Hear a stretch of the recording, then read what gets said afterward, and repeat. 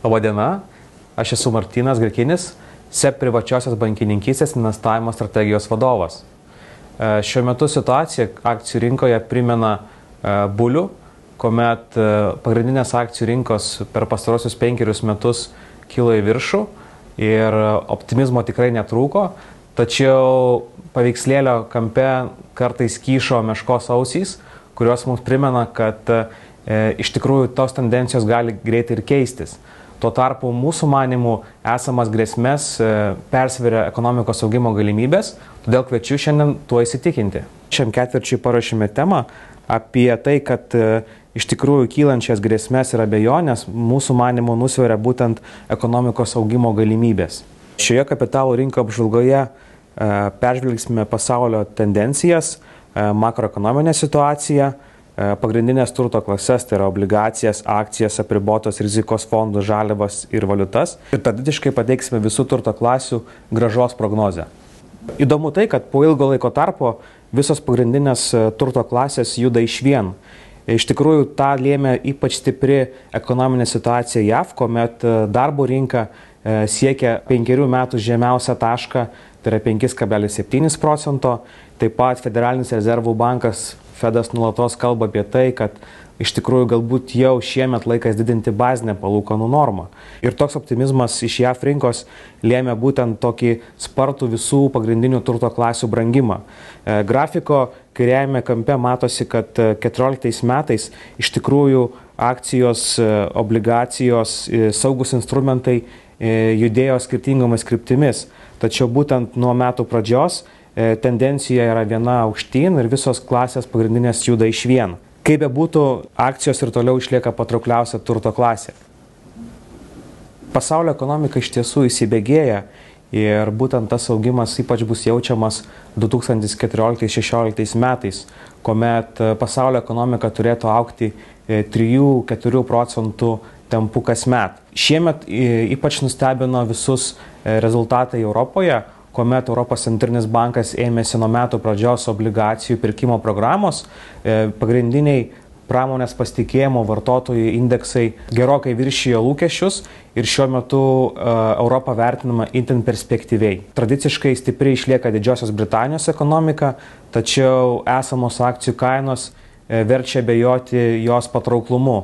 O tuo tarpu Japonijos ekonomika ir toliau susiduria su struktūrinėmis problemomis, vėl patiria krizę ir panašu, kad 2 prieš tai įsmeigtos strėlės nukreiptos į mokesčių ir pinigų politikos reformą nedavė lauktiną rezultato ir Japonijos ministras pirmininkas bus priverstas imtis trečiosios strėlės, tai yra struktūrinių ūkio reformų.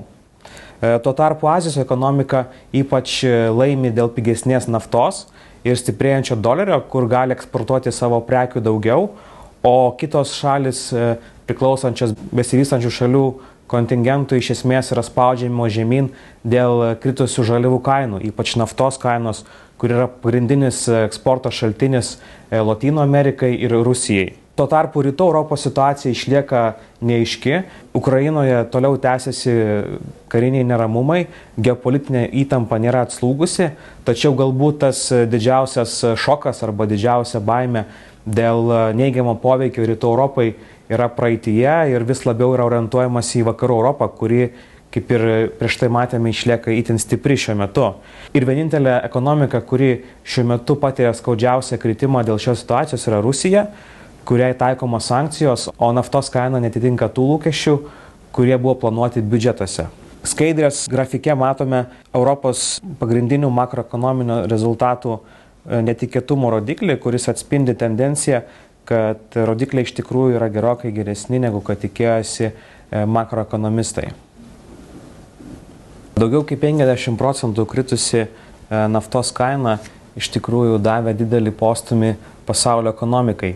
Pasaulio ekonomika dėl to turėtų augti apie 0,75% daugiau, negu kad buvo tikėtasi. Tuos skaičiavimus pateikė Pasaulio bankas ir jie yra aišku preliminarūs, tačiau akivaizdu, kad ilguoju laikotarpiu viso pasaulio ekonomika tikrai pajus teigiamą poveikį. Aišku, tai nebus būtent naftą eksportuojančiom šalims, kurių eksporto apimtis ir toliau mažės, o vietos valiuta pajaus neigiamą spaudimą.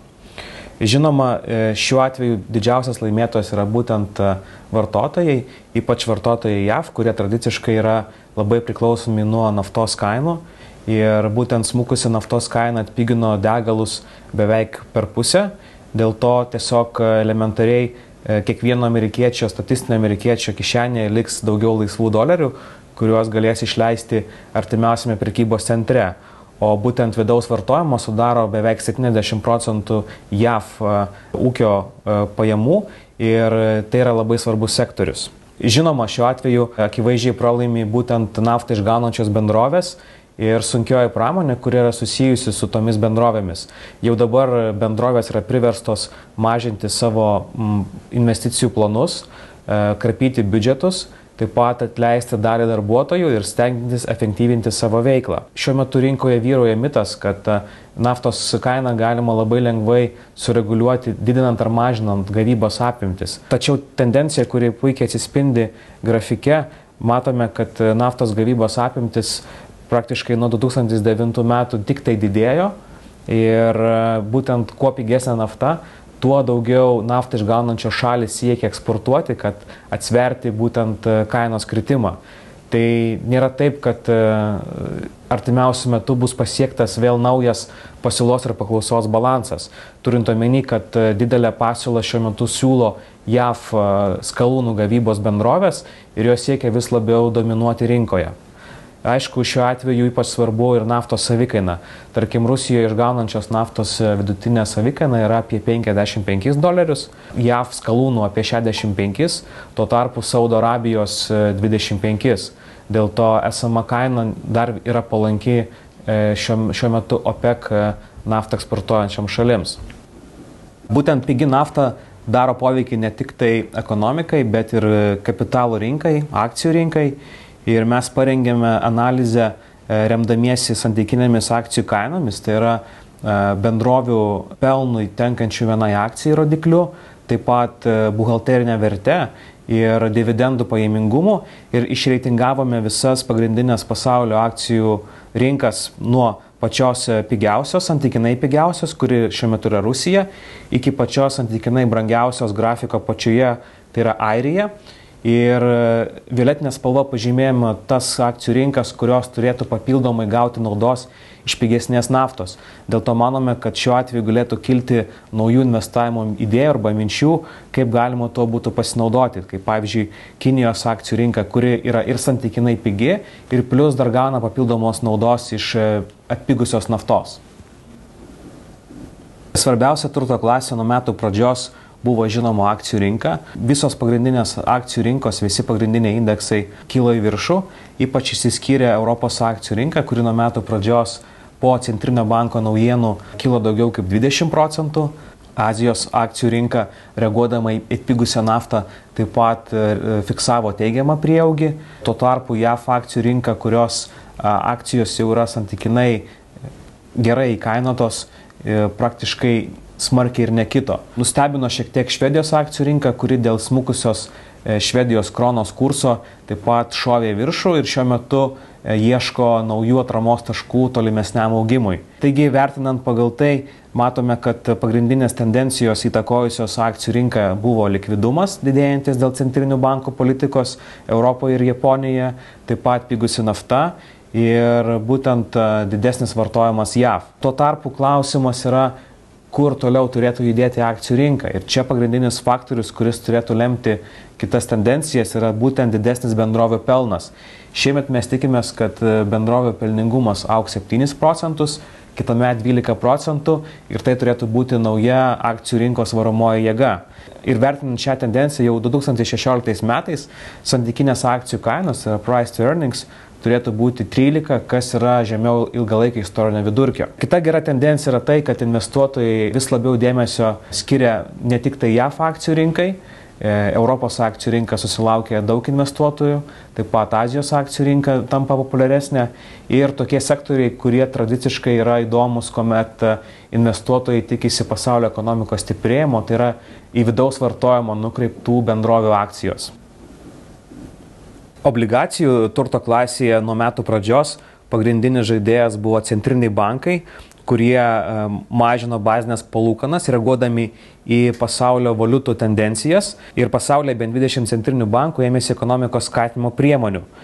Šiuo atveju išsiskyrė Švedijos centrinis bankas, kuris buvo priverstas mažinti bazinės palūkanų normas iki neigiamos, iki minus 0,25, vien dėl to, kad sureaguoti į vis labiau pingantį eurą, kuomet Europos centrinis bankas ėmėsi skatinimo priemonių, ir to pasiekmeje Švedijos vyriausybės vertybinių popierių pajamingumas tapo neigiamas. Ta tendencija būdinga ir kitoms eurozonos vyriausybių vertybinių popierių kotiruotėms, kaip pavyzdžiui Vokietija, Prancūzija, Olandija. Tuo tarpu kitų saugesnių šalių pajamingumas artėja link nulio, o didesnės rizikos obligacijų pajamingumas siekia vos keletą procentų. Ši tendencija dėl aktyvaus centrinio banko vaidmens ir toliau išliks panaši Europoje artimiausius kelis metus turbūt. Tuo tarpu JAV Federalinis rezervų bankas jau metų viduryje pagal SEB banko prognozę rugsėjo mėnesį ketina didinti bazinę palūkanų normą, kas lems laipsniškai augantį obligacijų pajamingumą. Tai yra ženklas investuotojams, kad likti ilgos trukmės JAV vyriausybės vertybiniuose popieriuose yra rizikinga dėl galimo kainų kritimo. Esamos tendencijos kapitalo rinkoje buvo palankios apribotos rizikos fondams. Praktiškai visos investavimo strategijos nuo metų pradžios rodė teigiamus rezultatus. Ta lėmė vis didesnis susidomėjimas akcijų rinka. Žinoma, šioje turto klasėje mes ir toliau liekame išrankus. Skeptiškai vertiname santykinės vertės strategijas, kurios yra paremtos tos vertės arba value į akcijas investicijomis, tačiau teigiamai vertiname akcijos rizikos valdymo strategiją, taip pat įvykiais paremtas strategijas, kurios pelnosi nuo įmonių įsigijimo ir sujungimo sandorių, bei makroekonomikos strategijomis, kurios bando nuspėti tolimesnius makroekonomikos judesius šiemet. Žaliavų turto klasėje ir toliau investavimo galimybės išlieka ribotos, nėra aiškios krypties tarp pasiūlos ir paklausos, vis dar pasiūla gerokai viršė paklausą, tuo tarpu stiprėjantis JAV doleris techniškai šiek tiek stumia visą žaliavų kainą žemyn. Geras pavyzdys yra grafikas, kuris atspindi paskutinės tendencijas susijusias su nafta. Naftos kaina nuo 2014 metų trečio ketvirčio krito beveik per pusę ir šiemet svyruoja priklausomai nuo tam tikrų geopolitinių naujienų arba labai trumpalaikių tendencijų, kaip dabar šiuo metu vykstantis neramumai Jemene, tačiau aiškios tendencijos ir toliau nėra. Pagal SEB banko prognozę naftos kaina metų pabaigoje turėtų siekti $60 už barelį. Tuo tarpu kritusi naftos kaina paskui save nusitempė ir pramoninių metalų kaina, nes buvo abejojama dėl pramonės aktyvėjimo. Visgi pramoniniai metalai yra ta turto klasė, kuri patiria neigiamą spaudimą jau nuo 2011 metų, tačiau šiemet gali įvykti esminių pokyčių, kuomet stipresnė Europos ekonomika turėtų pradėti daugiau vartoti pramoninių metalų, ypač automobilių pramonėje, kuri tradiciškai yra labai išvystyta Vokietijoje, Prancūzijoje ir kitose Europos šalyse. Valiutų turto klasėje šiemet ir toliau didžiausia žvaigždė išliks JAV doleris, kuris, kaip matome grafike, stiprėja prieš visas kitas pagrindinės pasaulio valiutas. Ir tą lėmė būtent spartus JAV ūkio augimas ir po truputėlį griežtėjanti Fed politika, kuri lems tai, kad šiemet bus JAV didesnės bazinės palūkanų normos ir JAV doleris tiesiog bus priverstas brangti ir toliau. Tuo tarpu priešingoje pusėje yra Europos centrinis bankas ir Japonijos centrinis bankas, kurie stengiasi kaip įmanydami ir toliau skatinti savo šalių ekonomiką ir todėl spaudžia tiek euro, tiek Japonijos jenos kursą žemyn. Visgi spartus JAV dolerio brangimas ir toliau kelia įtampą pasaulio valiutų rinkoje. Kitų šalių centriniai bankai yra priversti įsitraukti į konkurencingą kovą dėl savo valiutos išsaugojimo, kaip pavyzdžiui Latino Amerikos šalis, kurių valiuta ir toliau pinga prieš visas kitas pagrindinės pasaulio valiutas. Taip pat neigiamą spaudimą dėl pingančio euro jaučia ir Šveicarijos ir Danijos centriniai bankai. Tiesa, Šveicarijos centrinis bankas buvo priverstas pasiduoti ir atrišti savo valiutą nuo euro, dėl to šveicarijos frankas ženkliai stiprėjo ir panašu, kad tendencija panašiai išliks ir toliau. Tuo tarpu Danijos centrinis bankas kol kas savo politikos nekeitė ir kol kas bando konkuruoti atviroje rinkoje. Žinoma, šiuo atveju didžiausias pralaimėtojas bus Lotynų Amerikos šalis ir Rusija, kurios yra labai priklausomos nuo naftos eksporto, o šios žaliavos prognozės išlieka miglotos. Apibendrinant visas pagrindinės turto klases, didžiausias potencialas ir toliau slypi akcijų turto klasėje, kurios pajamingumas artimiausiai 12 mėnesių planuojamas beveik 10%, besivystančių šalių akcijų rinkoje 9,1%. Didžiausias grąžos šaltinis greičiausiai bus augantis akcijų pelningumas ir pakankamai aukštas dividendų pajamingumas. Kaip matome, bendra prognozė tapo šiek tiek labiau optimistinė lyginant su metų pradžia. Tuo tarpu obligacijų turto klasėje tendencijos yra kiek labiau neigiamos. Būtent vyriausybės vertybinių popierių pajamingumas ir toliau išliks artimas nuliui. Aukšto kredito reitingų, tai yra saugių įmonių obligacijų pajamingumas dar labiau mažės ir greičiausiai sieks tik tai 0,5%, vien dėl to, kad nuo metų pradžios dar šiek tiek brango šios turto klasės obligacijos. Tuo tarpu brango ir aukšto pajamingumo, tai yra žemo kredito reitingo įmonių obligacijos. Šioje turto klasėje dar galima tikėtis 4% metinės grąžos. Žinoma, didžiausias potencialas obligacijų rinkoje slypi besivystančių šalių obligacijose, kurių pajamingumas tikėtinas bus 6%, tačiau išlieka pakankamai aukšta valiutos rizika. Alternatyviose turto klasėse negalime prognozuoti žaliavų tendencijų, nes šiuo metu ypač didelis yra disbalansas tarp pasiūlos ir paklausos, o apribotos rizikos fondai ir toliau turėtų generuoti saugią 4% grąžą per artimiausius 12 mėnesių. Ačiū Jums už dėmesį ir linkiu sėkmingų investicijų.